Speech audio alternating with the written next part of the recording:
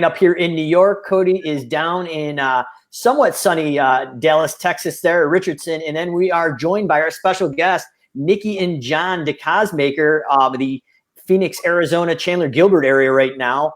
And Nikki and John both co-own or owners of Call Boss and Little John's Lawn Care out in Arizona. So really appreciate you guys joining us on the SA Weekly Talk Show, where we try to go out in the SA community and provide knowledge to help business owners go out and grow and scale their business and outlearn their competitions, obviously, and go out and dominate their local market. So as we're diving into this, Nick and John, obviously, we've got a bit of a relationship. We've met through SA and different academy events and the different conferences. But if people haven't met you before, or of your two businesses, Call Boss and Little John's Lawn Care, would you mind just letting us know how both you guys cut your teeth in both of those business and industries as a little background, and then we'll get into the talk later today. Yeah, that sounds good. So we started Little John's Lawns in 2012, and I bought a $1,000 pickup truck before we started the business. My wife was super mad at me, and I was a foreman for a roofing company, and they laid everybody off on a Monday. We'd started watching videos online with Jonathan, a Lawn Care Millionaire, and we're like, now let's give this a try. So we did, and we started with borrowed equipment and a truck, and now we're, today we do residential lawn care. We have about 1,400 customers, and we're adding 2 trucks this season. That'll put us at 10.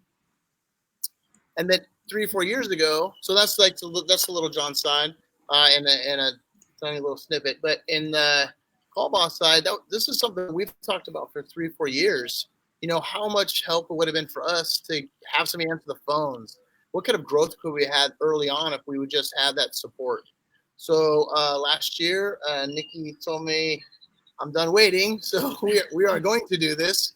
So we soft opened it last year, and there was a big learning curve, and we had a lot of luck. And then this year we've done very well. Now we have this whole work from home, not only for Little John's office staff, but for Call Boss. So we have a really nice office, like about a couple miles down from here, that we were in for 3 weeks before. I drive by it every once in a while to look at it, but. I'm a little sad. I have a wall sign ready to go, and now I have nowhere to put it. So. Yep. She's threatened to put it in the bedroom. Like, talk about taking work home. Yeah, that's right. So and then Call Boss is essentially just an extension of your office and or the office. So that's kind of our background. Appreciate it. Obviously, Cody, do you have any questions for Nikki or John as before we really open this up, as far as the working from home aspect or anything else regarding their 2 businesses in the SA ecosystem? Yeah, so we talked a few weeks ago, and I just wanted to get an update from you guys about how working from home is going. Nikki, I know that you were working on transitioning Call Boss to work from home before this, and now you guys have gone full remote sort of forcibly. So how's that going, and what takeaways have you gotten from that? It's actually going really well. We're utilizing Slack like a lot of companies do, and with all the companies that we represent and that we're dealing with, it's just the fastest way to get messaging out to people, to get answers quick, so we're able to answer stuff, timely for our customers. We've also started using a lot of Marco Polo. Originally, I was doing a lot of different channels in Slack for updates and things like that, and emoji below if you saw what I said, just to make sure that everybody's on the same page. And it was good, but then I needed something a little faster. So I put my whole team on Marco Polo, and not only are we doing updates that way, it's also a good way to see each other and make sure that everybody's energy's up, everybody's morale is up. It's just been really good using the Marco Polo as well. And for people, Nikki, for people not familiar what Marco Polo is, could you explain actually what that is? Yeah, so it's an app that we all have on our phone, and what it is basically short little video snippets. So I get in the morning, hey guys, how's everything going? Just want to check in, and then I throw out a little something like, what'd you have for dinner last night? Go. And then my team will jump back in, and everyone makes a different little video, and we all chime back and forth because we're not, like everybody else, we're not able to see everyone like we used to. And so it's a cool way to just kind of see what everybody's got going on, and Messenger with video in a nutshell. Yeah. Very cool. I was a little confused with the sunny background if you had a social distancing pool party with the team, a little Marco Polo. So that makes sense now. And John, what were you going to say there? Well, I was going to say that. So we use Marco Polo too for Little John's, and actually, just for some of the guys out there, it's been nice we go do a cleanup. We're able to do a quick little video, like, hey, make sure we hit these certain points. We send it to the guy when it's time, or we'll send it to the crew that's doing it, and it's worked out very, very well. Or if they have a question, it's a very quick response. Sometimes text messaging or whatever even on the phone can get lost a little bit, but actually physically seeing it has helped out a lot. So Marco Polo is a great one. Nice. Using it, yep. Very cool. Cody, do you have any other questions before we kind of dive into some of the gives and content that we're getting into on today's show? No, let's dive in. All right. So obviously we kind of touched on that working from home. But basically, you basically got two defined businesses. So you've got Little John's and then Call Boss, which is a certified advisor of Service Autopilot right now, working with a lot of the Service Autopilot members. So obviously you've got an interesting perspective of Little John's, your internal company, very similar to what we did at Callahan's Lawn Care, and then becoming a certified advisor in the ecosystem of SA, working with well over 350 SA clients now. We've had an interesting perspective of how we actually ran our business internally in the lawn care business, but then working with other lawn care, home cleaning, pest control businesses. It's been a very interesting perspective of how other businesses are run, pros and cons, and how we can kind of actually work together to drive some aha moments and efficiency. So I'm curious, Nikki, John, and Call Boss, have you seen any major takeaways or benefits that either you guys brought to the table or maybe from existing clients that you're working with that you could share with the SA ecosystem for best practice, especially with the remote workforce that we have now and all working on this cloud-based solution called Service Autopilot? Right. So I would say, so Nikki's ran a lot of the back end, especially in the beginning. Now we have office staff that's just primarily for Little John's, but I will say that we used to beat ourselves up a lot as far as how we're set up on the back end, what we're doing. We're really trying to perfect the process in it. And I think that has benefited us a lot because now you're seeing other companies come in and they don't really have the years of experience, or they've never had somebody that's really able to dive into it. And I think it's been awesome as far as being able to help. And we've taken our tidbits too. I mean, don't get me wrong. There's some things that people do are really unique and awesome. For example, something that we took from somebody or we asked and they said we could take it. It was QDS. So we do QDS, right? We want to know exactly what's coming in and out. We want to get a pulse on our customers, and we call customers to see how we're doing. So now we actually put in the calendar under the jobs, and it lasts for 1 to 2 weeks, and it gives them a rating. So that crew, every time they go back, they know, hey, this is what I messed up on the last time. This is what I need to improve on. Or man, these people love us, right? And we've gotten a lot of feedback from our guys. Man, they like that. They like to know how the customer feels about them, right? So those little things have been awesome as far as just being able to really understand how the office works, how to make it better, see how other people are doing it. Right? Yeah. So with that, before it was when we were in-house and we had the space, we had different things on the wall to show the teams who was doing what and how well they were doing and how they were able to, earn different bonuses and things. And then we saw that some people put that information in job notes. And so now with us putting it in job notes, you get to a house, ooh, this house has graded me at 5. Right. Let's go. Right. Exactly right. It was a good takeaway. Yep. Yeah. Very cool. Okay, Cody.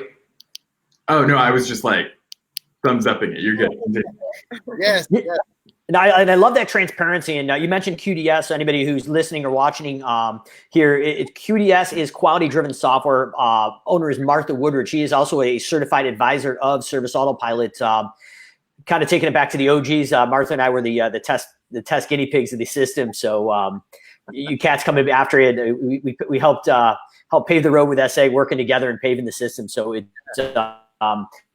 definitely was 3-4 years ago now, Cody, but it's been really good to see Martha's product QDS, and it creates transparency. And I think it also, when we used it at Callahan's, it created a buy-in for our team, and they actually took pride in those quality scores. So that was really big. So no matter the system you're using, I think that transparency has been huge.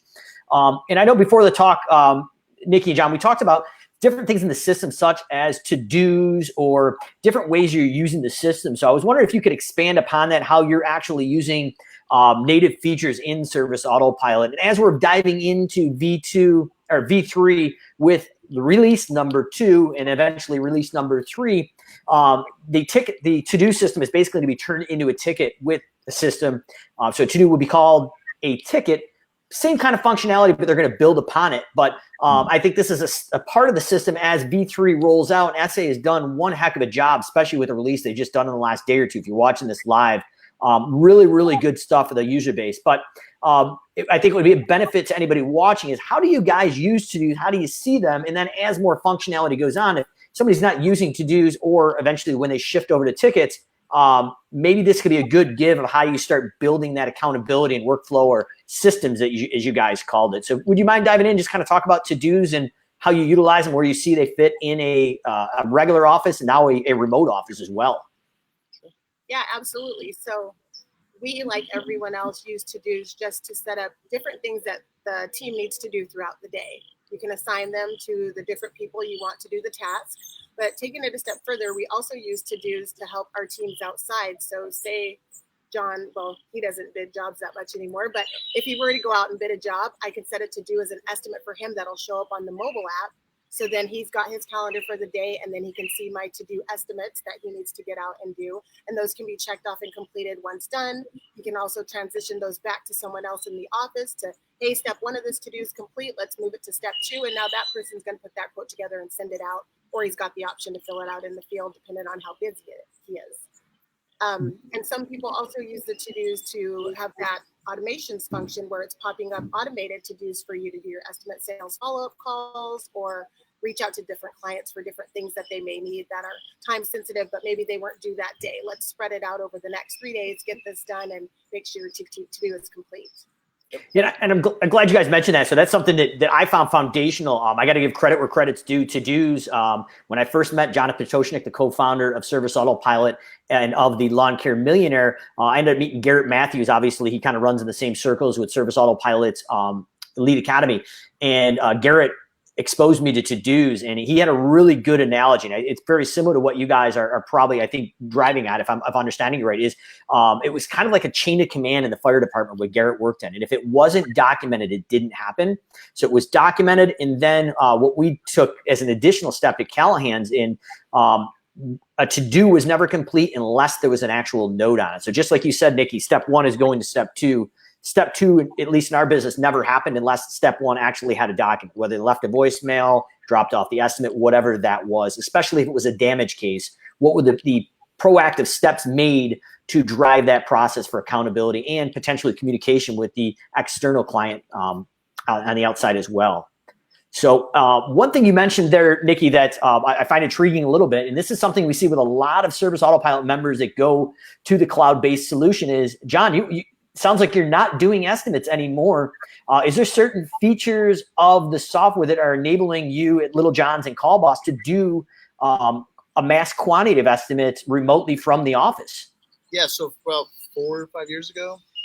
Yeah. So we're part of the Academy. We were at SA1, and then we signed with Academy, and we've been with them ever since. And shortly after that, we heard guys starting to do estimates over the phone. They were doing it with being able to bid by lot size or different scenarios. And we've literally built that whole thing where I was doing 15 estimates a day, was falling behind, going 6 days a week. We eliminated almost all of that. Now there's some unique things that we have to go out for, but man, it's good info in, good info out, right? On Service Autopilot. So, we track all of our times, our lot size. We can take averages, so we know like what our target rate is, what our man-hour rates are, and then when we had all this data and we could extract it, and then we built our pricing off of that. And then, we were going to do a price increase this year, but that is not happening. So we are, but it's good to have that information. So now, is it the wrong crew, wrong bid, wrong property, right, or wrong customer potentially? So. But it levels the playing field, and it gets somebody a bid right now. We can get a bid in a couple minutes. Yep, and then now we can sell in packages. We can sell individuals. It's just limitless. And I think, people that aren't using those functions aren't being able to give it to them over the phone. You're at a real disadvantage, and that disadvantage is going to increase greatly as more people come on board with Service Autopilot. So you have to be I think you have to be prepared. You have to know your numbers. If you don't want to do it, hire somebody to do it. You got to know your numbers. So if I'm hearing you right, then the feature that you're using was originally up before V3, the last release that just happened the last day or two, was actually called Maps Pro. Now it's actually called Smart Maps. It's got some interesting new features. I actually just did a video on this previously on Facebook, breaking down the features of that. But I think it's an instrumental thing to anybody coming into this ecosystem or already in this ecosystem. And John and Nikki, obviously, I think you guys resonate exactly what you're saying there, is that the system is going to give you the ability, if you've got good data in and good data out, to go in holistically. And if you need to raise those prices, and I'm going to elaborate on that as a little bit, is the interesting thing that I found really exciting when I first started using Service Autopilot is I didn't have to go out and raise my prices wholesale across the board. So you see a lot of people on Facebook going, I'm going to raise my price by 3% this year, or I'm going to raise it by $5 a cut. Now, obviously, the Arizona market's a little bit different. Your service offerings like the Twilight Zone to the rest of us, but I do really appreciate what you guys do. We can kind of actually, I would love to hit on that a little bit later because it's very interesting, the things I've learned from that Southwest market, going out there with Chad and Eli and a few of the other folks, including yourself, out there in that market. But it is a bit different market, but there's some great takeaways that can be learned by anybody in the country. But where I was going to hit on that is, I think you were hinting at it, is you can go out and go in and say, if my goal is $60 an hour, any of my properties per man hour that are above 60, I can leave those alone. But anything below 60, based on the clock in and clock out of the crews, I can systematically, without any emotion, raise it up to my hourly goal. So in essence, most people that aren't using this platform can actually go out and alienate their most profitable clients because you're doing a wholesale update. So what you're doing is basically saying, hey, you're my most profitable customer, but I'm going to raise your price and say, hey, go out and shop us. Where in essence, when you're raising the price on your least profitable accounts, they probably already know it. So you're just consolidating and keeping your least profitable clients. So I love the fact that you hit on good data in, good data out, and going into the granularity of the reporting, as well as based on your crews, it sounded like, and maybe some of the equipment, you may have different production rates for each type of crew or service you do. And that software and the data you're saying is going to give you that foundational understanding of how to go out and base the pricing, not on your competitor or an industry average, which industry averages really, in my opinion, don't work in your market. It's just a different market. So you really need to have the power of the system to go in and say, okay, based on post-emergent spraying, mowing, and trimming all in one visit, and possibly blowing out the rocks in that ecosystem, your production rates are significantly different based on your market. So I'm glad that you brought that up, because each market is different. I think basing our prices on generic industry averages can get a little dangerous at times. Oh, exactly. It can be very dangerous. And we'll get people to call us and like, well, just tell us how much you charge for these products.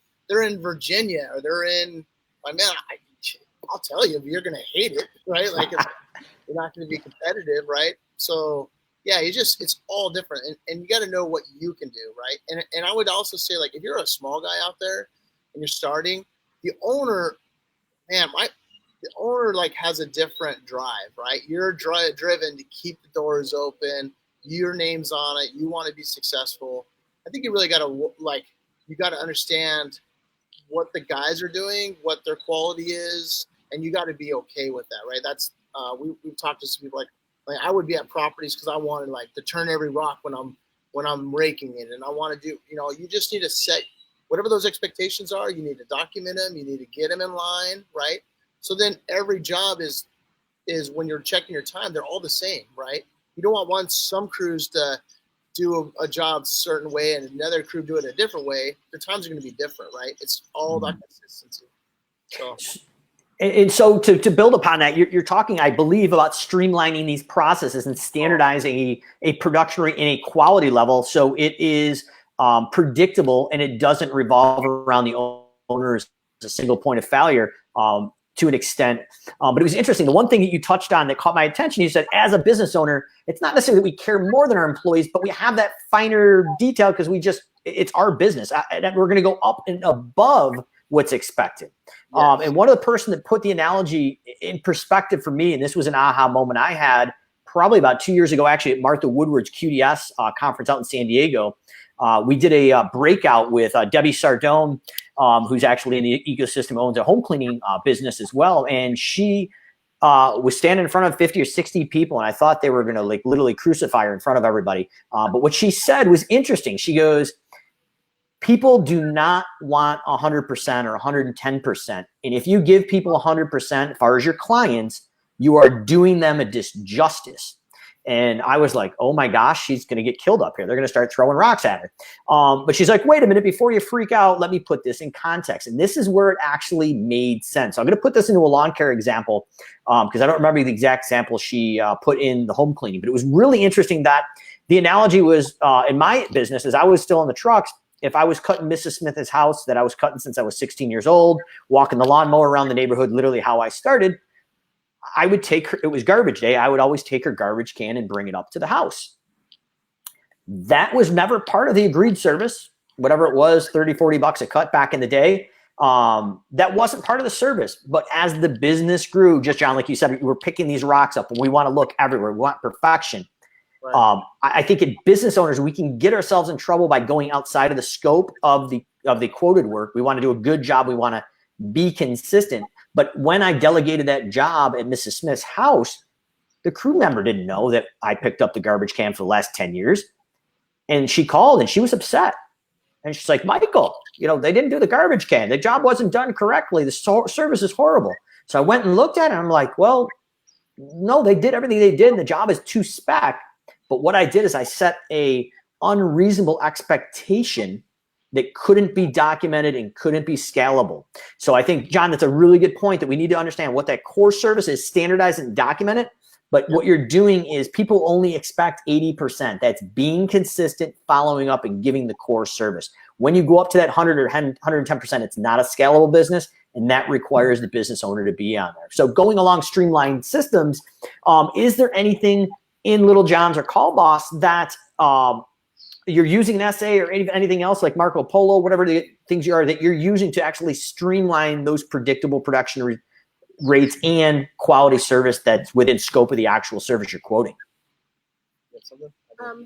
We try to put everything as much as possible in SA. We like to do everything in SA. And just to kind of touch on that point that you guys were making earlier with the smart maps, I have a lot of clients through Call Boss that haven't invested in a smart map yet. And so they're using different outside tools to be able to measure properties. And while it works, it takes time. And it's training time and learning time. And it works, but it could be so much more efficient to have it just in SA. So anything that we do and we're trying to streamline or put our processes in place has to be an SA for people to find and see. So we use the wiki a lot. And every time we get a new client, if you don't have wiki, that's okay. We will help you build it because we need a one go-to place to find all the answers that are specific to your company. So for us, it's really trying to find a way to have everything we need like in that spot. We still use Google Drive and other things like that to have more information, but the meat and potatoes has to be in wiki so we can be fast and effective for our clients. Exactly. And so to tag on with that, as far as like so on the lawn care side, outside, we have a standard, right? We have a standard, like we tell them what they know, what direction to mow, so Arizona is a lot different, like you're saying, Mike. So like we trim our bushes on a rotation here. They have a system. They know what direction they're mowing, what way they're raking the rocks, the process that they're doing it, and it's all the same because every truck gets changed out in these placards that we use. And so everybody knows what they're doing. They're all on the same page. And it's funny you mentioned the trash can. We're trying that right now. My great uncle passed away and not too long ago, and I went over there for the funeral, and I asked my great aunt, I said, how long have you had your lawn care service? 40 years they've had their lawn care service. Wow.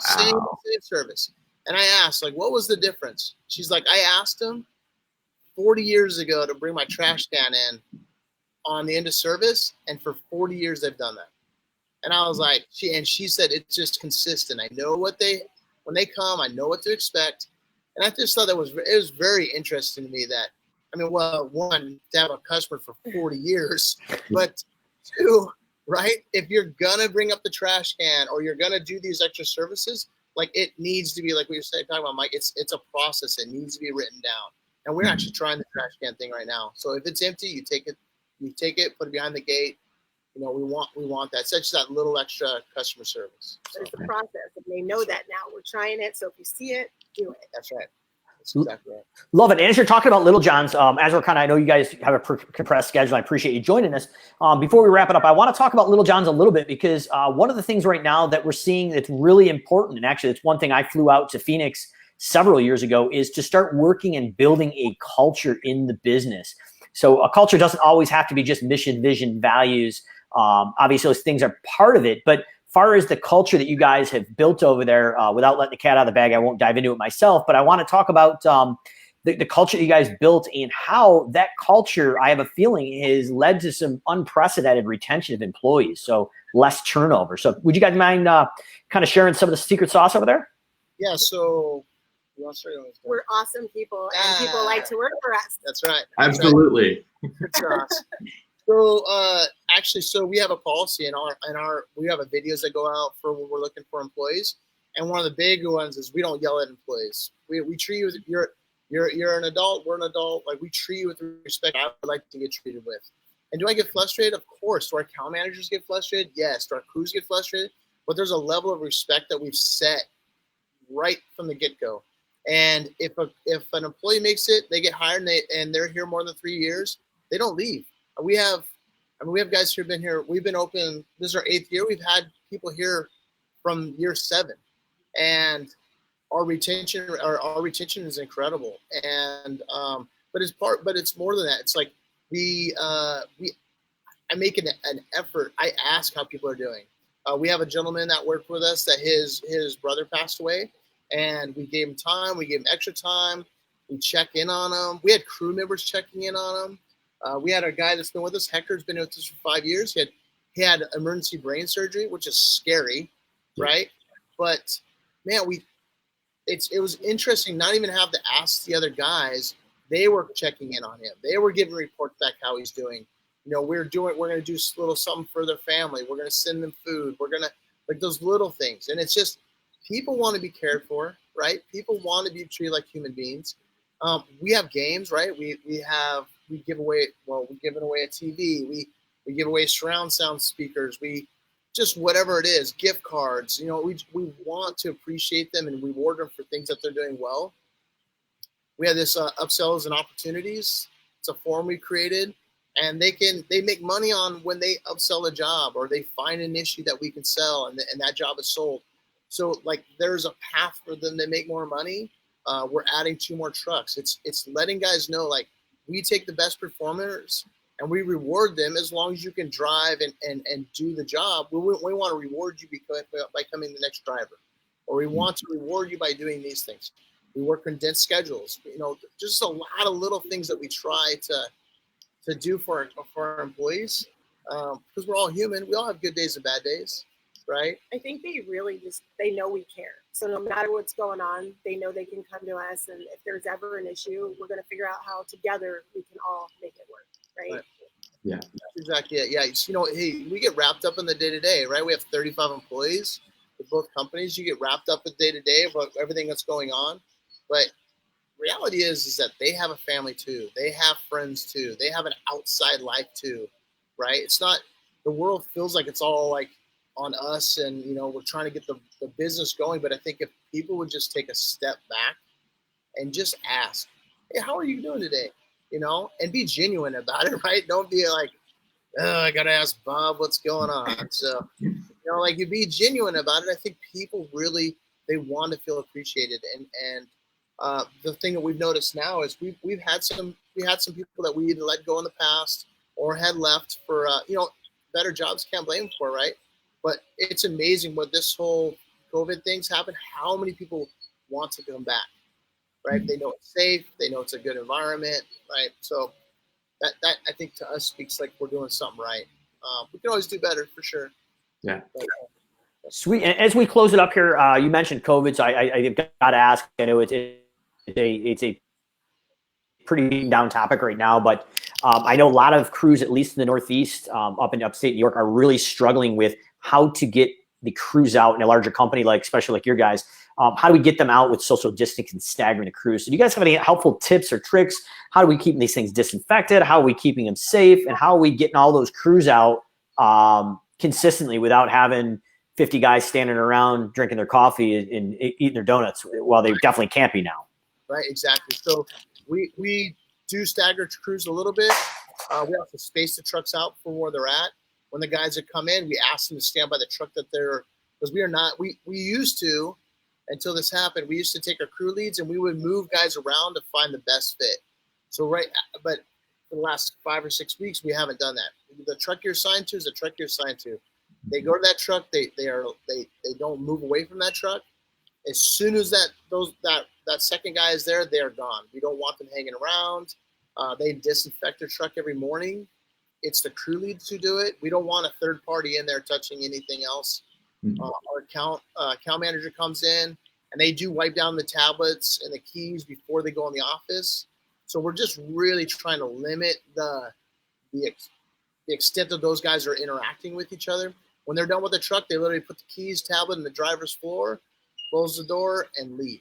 They don't go to the office. They don't hang out. We're just asking to be responsible. And I think the other thing is, it's really important. Like, we're focused on like what we're doing at the job, but I would also say, like, we talked to a lot of guys about, hey, there's delivery, grocery pickup. There's these other avenues to really keep yourself separated from everywhere else or everybody else, so you're not content. Yeah, you're doing a great job at work, and then you go home and you're like having parties and stuff, right?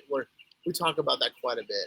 So I hope that helps. Outside affects the inside. Yeah, outside affects the inside. Yeah, and I really love it. I think that speaks to your culture and caring in open communication and transparency. So that makes sense, talking to you guys, knowing you guys in the past, and then obviously getting you on here, just kind of reinforcing that you've created one hell of a culture. So last question here would be what I've heard, at least in the ecosystem, is that your closing ratio on your sales is pretty solid. And I guess, I don't know if you guys are willing to, I didn't really have to share the percentage, but based on a pretty good closing ratio, is there any secrets or things that are creating a consistently high closing ratio, especially in the current times that we're dealing with right now?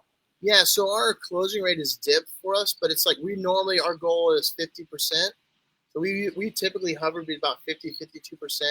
Now, since this whole happened, we had taken a big hit. We hit right around 38 to 39%. We brought that back up. And some of the things that we've done for it is when we get a bid in and we do it over the phone, or we get something that comes through our website, as soon as we send it out, they're on the phone calling them. Hey, I just sent you a bid. Do you have any questions? Just want to give you a heads up. Whatever that is to get that conversation rolling. And we find that that's helping us get those close rates down. Now, our lead coming in is down about 50%, but our close rate, we've been managing, we're creeping it up. We're getting close to about 43. We're trying to get to 45%. But, with the amount of leads that's been hit so hard, I think we're just getting creative. Right. Wow. That's phenomenal for what's going on right now. I mean, that's hats off to you guys. That's impressive. And I think the one thing that, as we close this up, I want to hit on, because if you're watching this, and I got to agree with you 100%, is the biggest stigma in the service industry right now is most business owners do not want to pick the phone up and actually make a phone call. And at the heart of a conversation of sales, literally back from bartering, was a one-to-one conversation. And buying habits, yes, they have changed, but the heart of the buying decision hasn't changed. And it's that one-to-one conversation that really is differentiating a lot of the businesses. So obviously no comparison to what's going on right now. You guys are crushing it sales-wise, closing ratio. But when we started going from not 100% automated, but actually creating a to-do, like you talked about, Nikki, with a call script for folks in the Callahan's office, we went up from about that 50 to 55 mark. We were at the peak when the economy is rolling heavy. We were closing at about 68%. And that jump, I will literally contribute it to the day after, the estimate 3 days afterwards. And just like you guys said, immediately, if we emailed it out or it was automated and we didn't have that contact, somebody tried to call. And if they weren't there, you left a voicemail. Or if we were too busy in the spring, it was a ringless voicemail bomb. At least it felt like a personal, but it was automated conversation. But I can't agree wholeheartedly. Like that's probably what is differentiating you guys in the sales right now, because a lot of people don't want to have these conversations. But at the end of the day, that's going to be the difference. Well, that and too, and our goal is always to close on the first call, right? When they're calling in and they have it fresh in their mind. But sometimes it doesn't go that way. And I think as long as you build that rapport with that person over the phone and they feel comfortable and trust you, when you make that follow-up call, you're golden. And so it doesn't always play out like people think it's going to, but you're right. With the follow-up, that's where we can really seal the deal. Right. Love it. I'm sorry, go ahead. Sorry. No, go ahead. I was going to say, just to add one thing, this is something that some of the local, I've talked to some of our local competitors, just, I think what's happening right now too, and we're noticing Call Boss, like the volume is starting to pick up. The volume is starting to go, right? And I think it really is hopefully right around the corner. The great advantage, selfishly for Little John's, is that Call Boss is answering for all over the country. So you're kind of seeing trends that kind of happen, and you can't take them for like a fact, but I think it does give you indicators, right? And I think a lot of the people that are price shopping are finding that they're going with a cheaper price. Those guys really can't deliver the service. So I think checking back in with them via email or follow-up call down the road is gonna benefit greatly. I think we're starting to see some people start to come back around. Like, hey, I tried them, they didn't show up, they didn't do what they said they were gonna do, and so just be diligent when you're out there, right? Don't give up on that person, right? Have a process in place to follow up with them, or create to-dos for yourself, so you know down the road that, hey, I need to give this person a call back. They were waiting, but whatever that reason being, just don't forget them. That's a lost opportunity if you are, right? If you're not calling them back. What's the timetable on that follow up? So we're pretty aggressive. So we'll make multiple. Well, over a week we make 3 calls? Yeah, right. It's like right after there's an email touch point, and then there's a call. So it's all within a span of like originally like the first maybe 5 days. There's like 2 touches or so, and then it moves out from there. Yeah, and we still contact them out. A couple weeks. We'll just check in with them. But now what we're doing is like now we're taking leads that came in a month ago, and because of all this things going on, we're following back up with them. And we're starting to pick some of those people up, right? They're starting like, hey, you know what, my job's okay, or this person wasn't that great, or whatever it is, right? Or you know what, I'm still not really ready. And you know what, we put a touch point out there, like, hey, in 2 weeks I'm gonna follow up with them again, right? Or you put an automation together. And side note, the people who are not using automations, use automations. It will save so much time, But anyways. So using an automation to track that, or send the emails out, or text message, or whatever, would help you out greatly. You can seem like you're a huge company and not be that big because you have things in place for you. So. Love it. Yeah, you guys are absolutely nailing it. You're making it happen. Happy to have you here in the SA ecosystem for sure, being part of Elite Academy and just being a great sounding board and part of this community. So really appreciate you guys joining us. And something we're finishing off, if you guys are willing to take part in here, we call it the 1 minute recap. So if you could possibly go through 2 or 3 things we've kind of talked about today, just quick points that you would suggest for success for setting up your service business in 2020. But something you're willing to go, I'd love to get you guys on the clock before we wrap it up here. All right. I would say I agree. It's the culture. Culture is huge, not just Little John's, also inside Call Boss. Got to have a good team. They have to know that they're valued and cared for, and got to push that forward.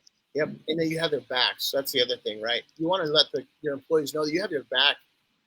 If the customer says that they're wrong, you're going to research it. You're going to make sure that you have your employer's best, or your employee's best interest.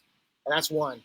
The other thing is like finding a system that works best for you. Is it to-dos? Is it automations? Is it forms? What system works best for you? Don't be afraid to reach out. That's something that we didn't add. We've been a part of Academy for a long time. Find yourself a group. Find yourself a group of people that are bigger, better than you are, to learn from them. The more you take away, the faster your business is going to grow. Look, we're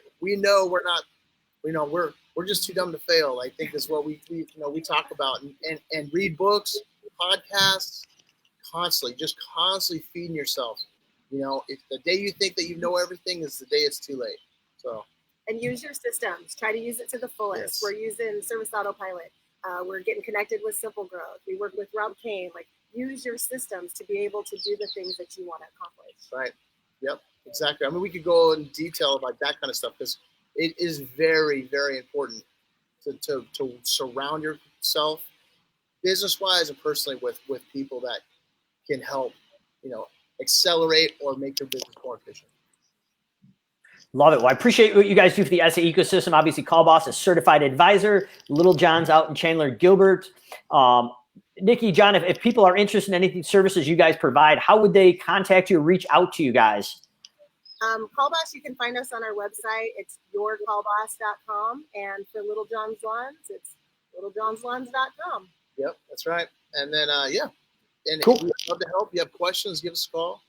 And really, seriously, if they have questions and they have questions about something, don't believe that we're just trying to sign you up for Call Boss. We'd love to sign you up for Call Boss, right? But like, if you have a question, like I jump on the phone, all the time, and if I can help, I will help. Yeah, we get a lot of instant DMs and Facebook. So if you see one of us on Facebook, just message us and we'll help if we can. Yep, it's a big community, but a small community, and if we can take nuggets from everybody, that'd be great. Love it. Oh, I appreciate it, guys. And as we're closing out, we're going to be coming back at you again on a weekly basis, 12 p.m. Central, 1 p.m. Eastern. Cody and Owen and Mike Callahan with the SA Weekly Talk Show, trying to line up actually Debbie Sardone of Cleaning Business Fundamentals for next week for a heavy hitter. If she's unable to make it with a summit, she's actually pushing live next week. We do have another person that may fill in, and we'll get Debbie the following week. But as we're closing out, I don't want to let the cat out of the bag, but if anybody is watching, John, you sparked my memory there for a second.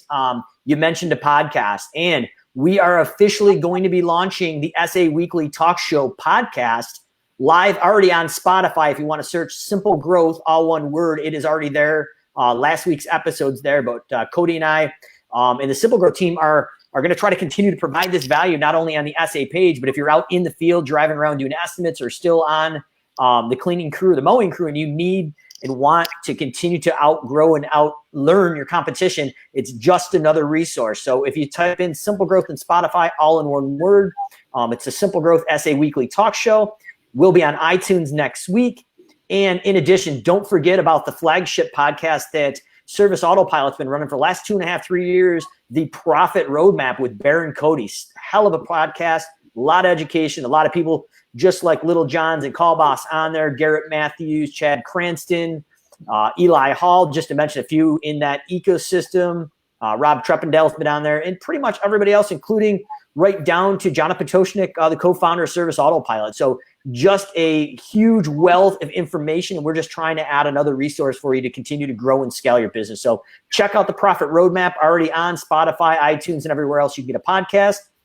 If you're watching this live preview, check it out. Simple Growth SA Weekly Talk Show is going to be on iTunes next week. It's already on Spotify, and you guys will probably be the second live episode. And as a payback, we're trying to get the last 25 episodes of the SA Weekly Talk Show up there by the end of next week. So you're going to have some content to consume while you're out there working on it or working in it, either way. So we'll see you again next week. Cody Owen, Mike Callahan, Call Boss, and Little John's Lawn Care with Nikki and John. Appreciate you guys joining us. Yep. Thank you so much. Thanks so much, guys. Yeah, have a good one. Bye. Bye.